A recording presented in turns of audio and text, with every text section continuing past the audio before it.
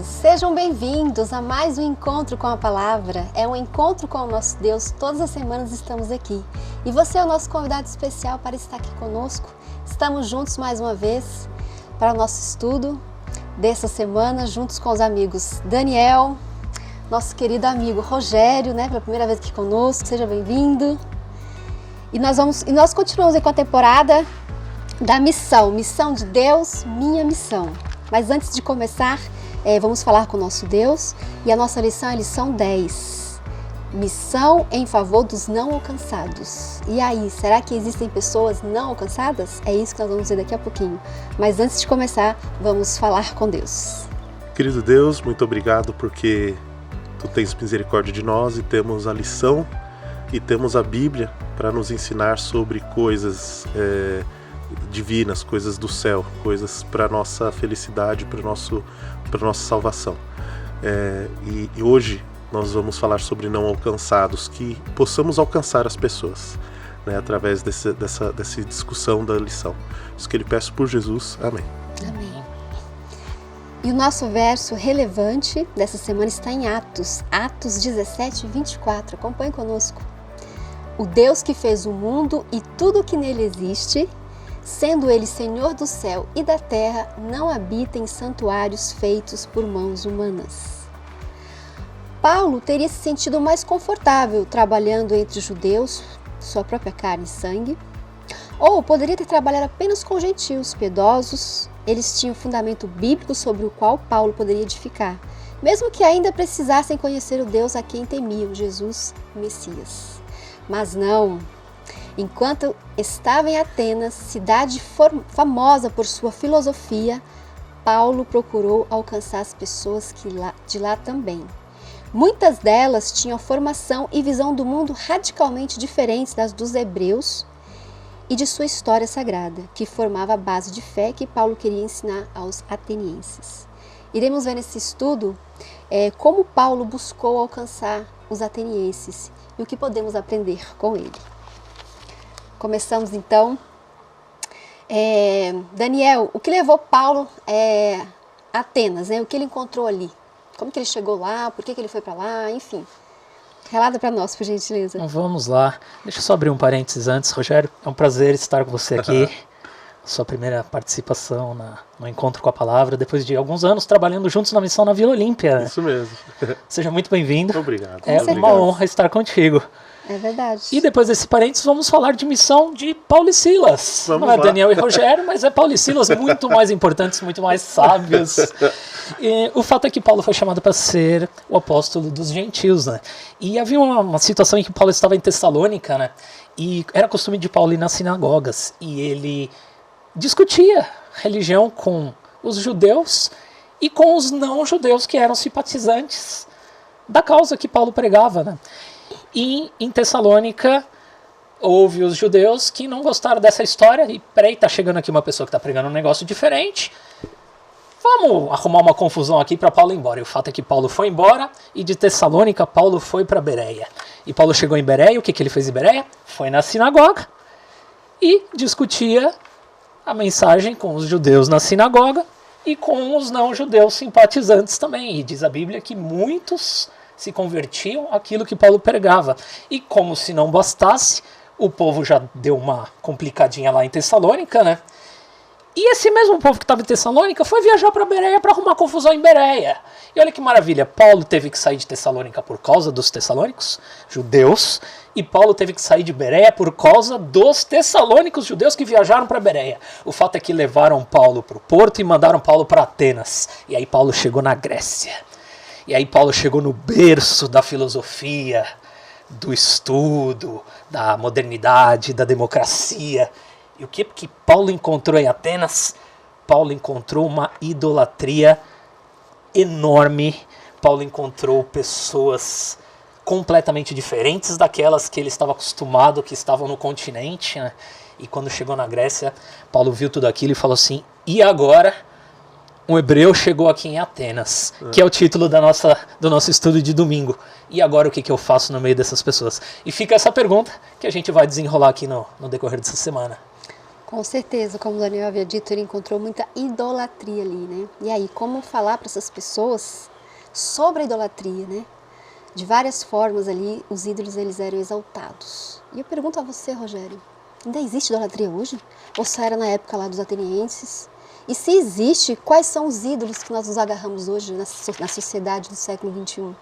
Bom, você sabe que os ídolos são inclusive semelhantes. Por exemplo, né? Eu tava assim, acho que um dos mais famosos ídolos que nós temos hoje é o próprio dinheiro. Mas se você for ver, o dinheiro está cada vez mais parecido com Deus. Por quê? Porque ele é invisível. Você não vê mais pessoas com notas de dinheiro, ele é invisível. Né? E ele tem aquela pretensão de ser onipotente também, né? Ah, eu posso tudo, ele que me dá as coisas, né? Inclusive a gente tem um token hoje em dia, né? Que é esse aqui, ó. Tem gente que coloca o cartão de crédito e só encosta aqui, parece uma bênção de um Deus, né? Ó, meu Deus dinheiro aqui, ó, tome. Daí vai lá e pega o dinheiro, né? Compra as coisas através do celular. Que inclusive o celular acabou sendo um outro ídolo que a gente está tendo, né? Por causa de redes sociais, a gente passa um tempo fazendo isso, né? Certeza. A gente busca sabedoria pelo celular, né? E às vezes a gente pergunta coisas, né? Hoje em dia tem aquelas inteligências artificiais. Então existem muitos ídolos. E se você for ver mesmo, né? Lá no tempo... esses ídolos que eles adoravam eram um monte de religião juntas, né? Tinha aqueles 12 deuses do Olimpo, né? Inclusive o Atenas é o nome da deusa da sabedoria, né? O próprio qual é o nome do lugar? Areópago. Olha só. Eu tava Deus me treinando ajude a falar isso antes da gravação. Desculpa te interromper, porque é um nome complexo. Então, e eu fui pesquisar. Sabe o que é isso daí? É a colina de Ares. É a colina do deus da guerra. Que ficava anexo ao templo de Atenas. Exatamente, olha só, era tudo muito idolatria ali, né? Tudo e além desse, eles tinham aqueles deuses menores que habitavam não no Olimpo, mas habitavam no meio da natureza, cada um com suas... com seus objetivos, né? Enfim. E ainda tem aqueles deuses que eles importavam do Egito e dos deuses fenícios, né? Por exemplo, o Ísis, né? Eles faziam um sincretismo religioso na época, né? E eles se parecem com as coisas que a gente tem hoje de Deus, né? Sobre dinheiro, sobre as redes sociais, sobre o esforço pessoal, né? Assim, o esforço pessoal acabou sendo Deus, a gente consegue tudo, né? Eu ouvi uma frase de um amigo recente que falava o seguinte: se esforce para que você consiga ter o seu... que era? Você falou para mim esses dias atrás. Para a gente se esforçar para que a gente tenha a derrota. A derrota. Né? No final das contas, a gente tenta fazer tudo pelos nossos esforços, mas muitas vezes não dá certo. Né? O que dá certo, que a gente pode falar sobre quem provê as coisas pra gente, não é apenas o dinheiro, não é nada disso. É Deus que faz isso, né? Então a idolatria tem muito a ver com coisas que a gente acha que vai conseguir com os nossos ídolos, né? É isso. Com certeza, tudo que tira o foco de Deus é um ídolo, é uma idolatria. Deus precisa ser o centro da nossa vida, o nosso Criador, o nosso mantenedor, é Ele que cuida de nós. E está acima de todas as coisas, até mesmo das pessoas. E Paulo havia recebido a missão de Deus. E não importava onde ele estava, ele levava essa mensagem para as pessoas. E foi exatamente isso que ele fez com os atenienses. E eu pergunto a você, Daniel, como os atenienses reagiram ao discurso e questionamento de Paulo? Como é que eles reagiram? Vamos continuar contextualizando um pouquinho aqui, porque a situação de Atenas era uma situação peculiar, né? Era uma cidade bem diferente daquilo que as pessoas estavam acostumadas, e Paulo também. No entanto, Paulo era uma pessoa extremamente inteligente e culta, né? Aqui na Bíblia, em Lucas, estava dizendo assim: todos os de Atenas e os estrangeiros residentes de outra coisa não cuidavam, senão dizer ou ouvir as últimas novidades. Então vamos lá, os atenienses ficavam lá, parados, olhando para cima e pensando e filosofando. Já vinha Sócrates, Platão, Aristóteles.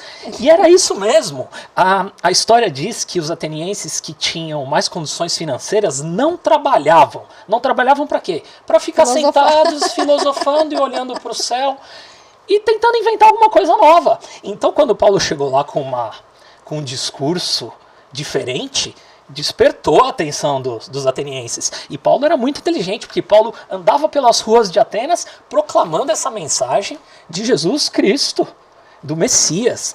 E aí os atenienses pegaram Paulo e levaram Paulo para o nosso famoso Areópago, que além de tudo era um tribunal, a sede do conselho dos sábios, dos filósofos. Era um lugar onde as pessoas também discutiam educação, discutiam ciência. Então nada melhor do que levar Paulo para o Areópago para falar de algo novo. E Paulo começou a falar sobre Jesus e o Messias e a nova mensagem do Evangelho. E como bons filósofos e bons estudiosos, os atenienses prestaram muita atenção no que Paulo está falando, porque era novidade para eles. E tudo que era novidade, eles se interessavam. E eles reagiram de maneiras bem diferentes e distintas. Um grupo simplesmente desprezou o que Paulo falava, né? Outro grupo se interessou pelo que Paulo pregava.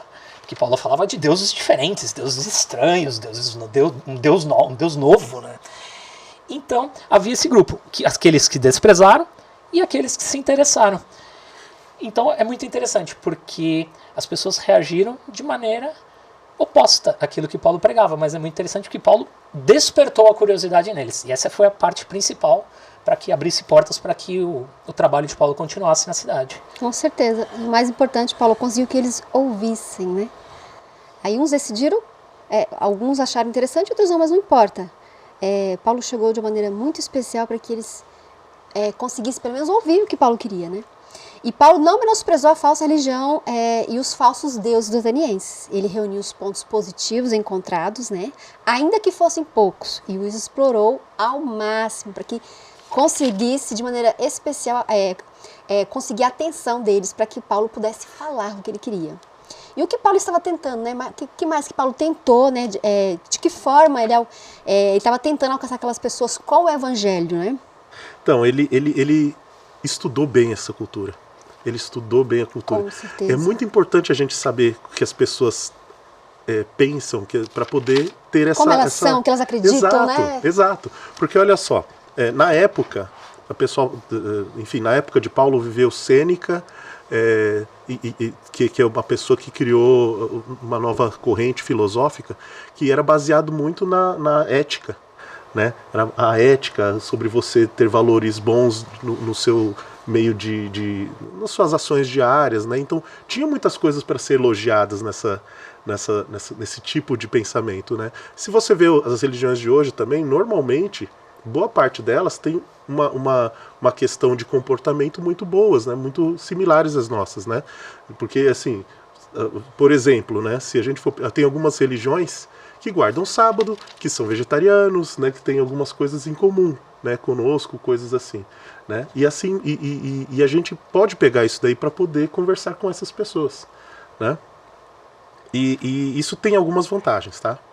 Qual que é a primeira vantagem? Que a gente desarma as pessoas, né? Quando a gente começa a falar bem da pessoa, né?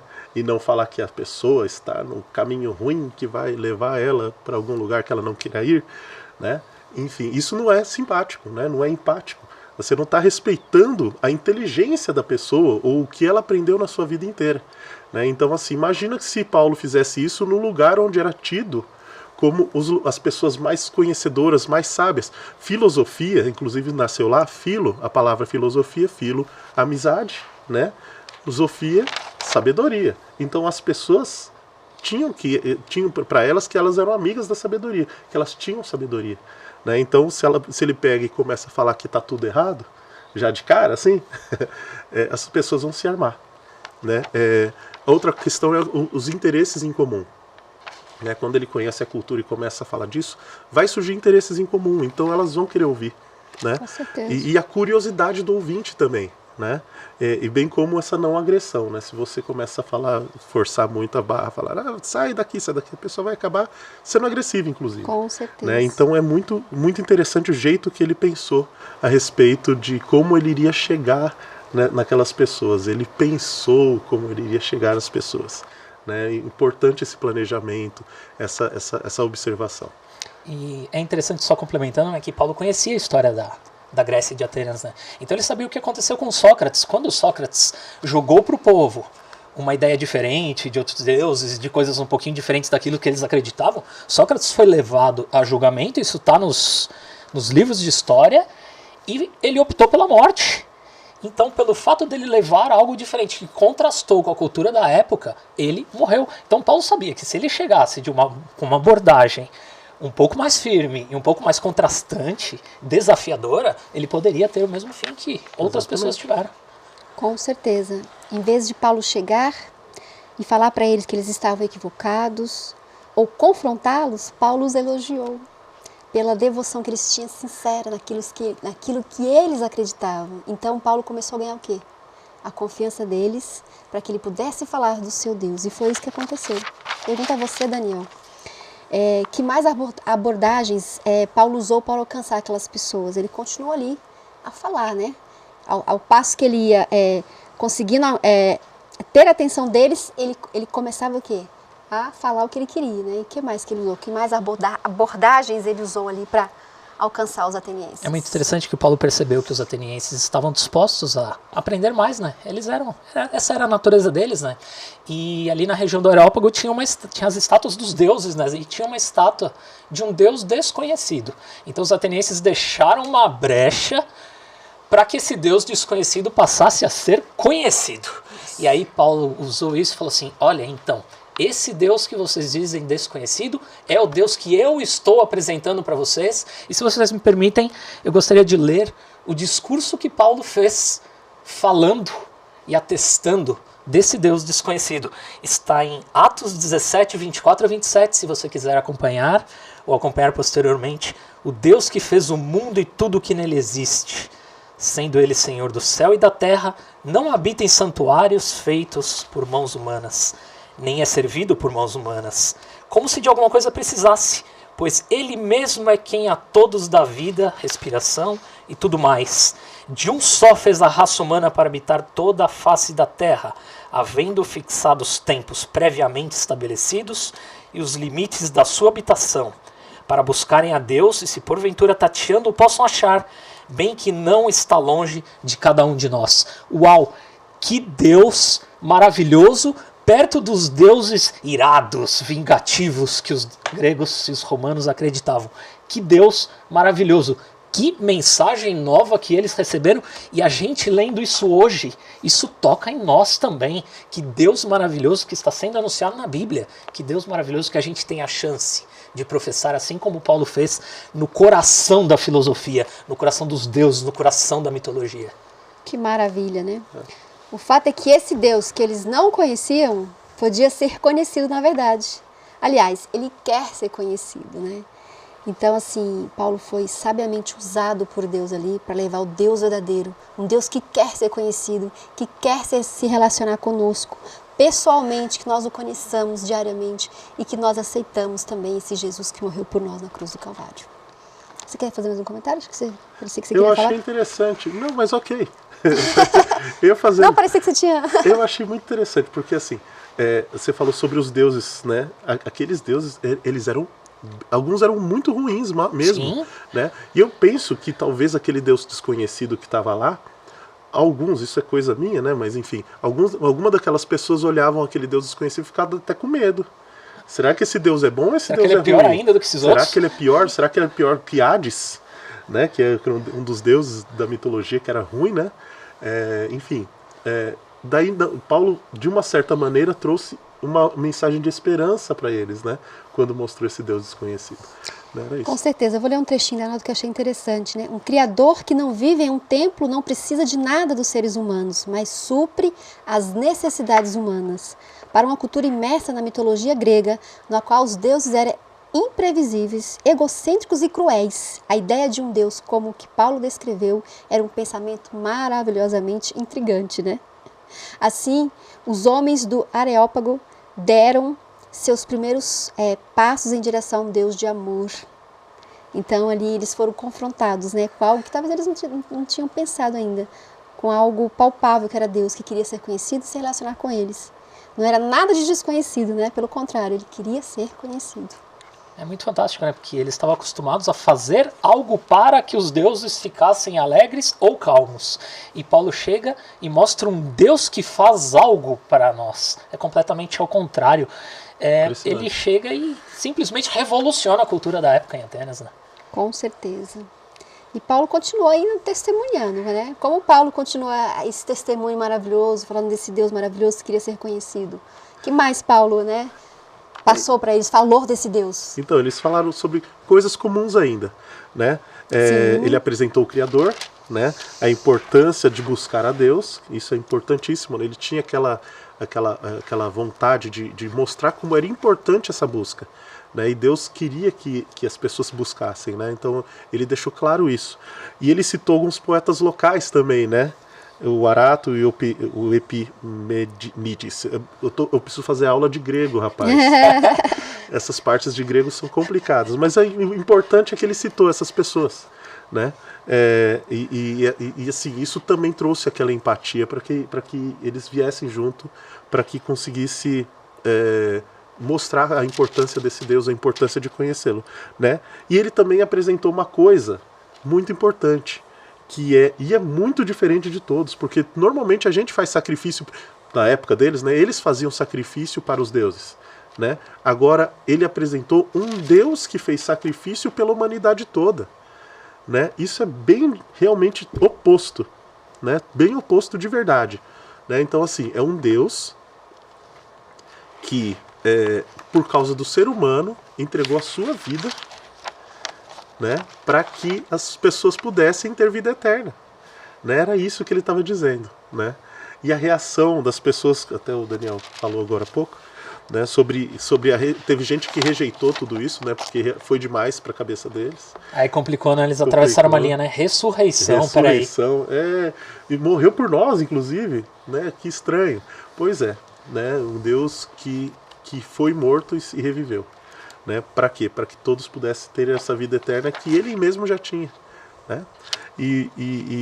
Mas teve gente que foi diferente, que quis dar aquela continuidade no estudo, né? E é isso. Isso sempre, assim, várias parábolas de Jesus têm isso, né? Fala sobre o próprio da semente do semeador, né? A semente deve ser jogada a todos os lugares, inclusive em Atenas, né? E lá vai ter gente que vai brotar, vai ter gente que não vai. Né? Tem gente que vai rejeitar, vai ficar à beira do caminho, no meio das pedras. E é isso. Acho que é importante esse exemplo de Paulo, né? Da gente ter o interesse, né? E ter também aquela inteligência de tentar chegar nas pessoas e estudar a pessoa. Isso mostra duas coisas, inclusive. Primeiro, o amor de Paulo pelas pessoas, né? Porque muitas vezes a gente fala de maneira não direcionada, né? É uma pessoa, é mais um número. Quando a gente estuda uma pessoa, quando a gente vai atrás dela, a gente consegue amá-la e colocar um planejamento, uma estratégia para que consiga fazer a própria... falar para a pessoa, atingir a pessoa, né? Sobre isso. Então é isso. Com certeza. É interessante que Paulo não maquiou a verdade, né? Não. Ele não contou só parte da história para que todo mundo ficasse feliz, né? Ele poderia ter contado só uma parte da história, mas não. Ele falou, e esse Jesus que ressuscitou de entre os mortos. Ele sabia o que esperava dele quando ele falasse isso. Mas é muito interessante, porque a gente tem que falar a verdade completa. Não adianta a gente falar alguma coisa que vai te agradar, mas depois ficar faltando alguma coisa. Paulo não, Paulo falou completamente. E a reação das pessoas foi exatamente aquilo que Paulo esperava. Alguns zombaram dele e foram embora, outros falaram assim, não, peraí, a gente vai falar sobre isso numa outra ocasião, ou seja, a gente vai continuar estudando, a gente vai continuar buscando a verdade. E outros acreditaram imediatamente. Olha como é fantástico como o Espírito Santo atua. Alguns rejeitaram, mas outros estavam abertos ao Espírito Santo. Talvez não naquele momento, mas no momento futuro. E outros já estavam abertos ao Espírito Santo exatamente naquele momento. É muito maravilhoso quando a gente é um canal para levar a mensagem para os outros e deixar que Deus faça a missão, que a missão é de Deus. Nós somos apenas um canal. Paulo foi um canal. E a resposta vem de Deus. Com certeza. Para complementar, o que as pessoas... Quando ele falou isso, eu fico colocando no lugar das pessoas, né? Quando ele fala assim, e ele ressuscitou dentre os mortos, quem era da religião da religião grega, acreditava que o mundo dos mortos, quem era o Deus, era Hades. né? E Hades não deixava ninguém sair. Exatamente. Ou seja, ele de uma certa maneira falou o seguinte, ó, Hades não... Ele venceu Hades. Ele venceu a morte. Esse Deus, exatamente. Ele venceu a morte. Então ele colocou uma mensagem que a gente tem propagado. Jesus venceu a morte. Né? Eles entenderam dessa maneira. O fato é que não existem pessoas não alcançadas para Deus. E Paulo foi usado de maneira extraordinária por Deus naquele lugar. Com os atenienses, que pareciam pessoas que iriam desprezar a mensagem de Paulo. Mas Deus o usou e pode nos usar também, que nós possamos ter a certeza que não existem pessoas inalcançáveis para Deus. Deus precisa de pessoas que são disponíveis para levar a mensagem dele. Deus não precisa também de nós, mas Ele quer que nós participemos dessa missão. E a nossa mensagem principal, nossa mensagem central deve ser Jesus Cristo morto na cruz. Eu vou ler para vocês aqui 1 Coríntios 2:2. Porque decidi nada saber entre vós, a não ser Jesus Cristo e este crucificado. Jesus deve ser o centro da nossa vida, deve ser o centro da mensagem a ser levada para todas as pessoas. Compartilhar as boas novas de salvação, o que Jesus fez por você na cruz do Calvário é essencial. E o que vem depois é consequência de aceitar e entender o que Jesus fez na cruz do Calvário por nós. Nosso querido Deus, nosso Pai que estás nos céus, muitíssimo obrigado porque um dia Tu vieste a esse mundo morrer por todos nós. Mesmo não merecendo, Senhor, Tu veio dar Tua vida por cada pessoa. Nós queremos, Senhor, aprender de Ti, compartilhar as boas novas de salvação e levar para a nossa vida, Senhor, a cruz, pois a cruz é o centro de todas as coisas. Ali Jesus morreu por todas as pessoas e todos são alcançados por Ti. Obrigada porque Tu nos amou e nos ama. Continua conosco e nos dá a Tua paz e o desejo de estarmos contigo todos os dias. Em nome de Jesus, amém. Amém. Muito obrigada pela sua companhia. Continue conosco nas próximas semanas, porque esse estudo vai continuar. Tem a parte 2. Obrigada e fiquem com Deus. Tchau, tchau.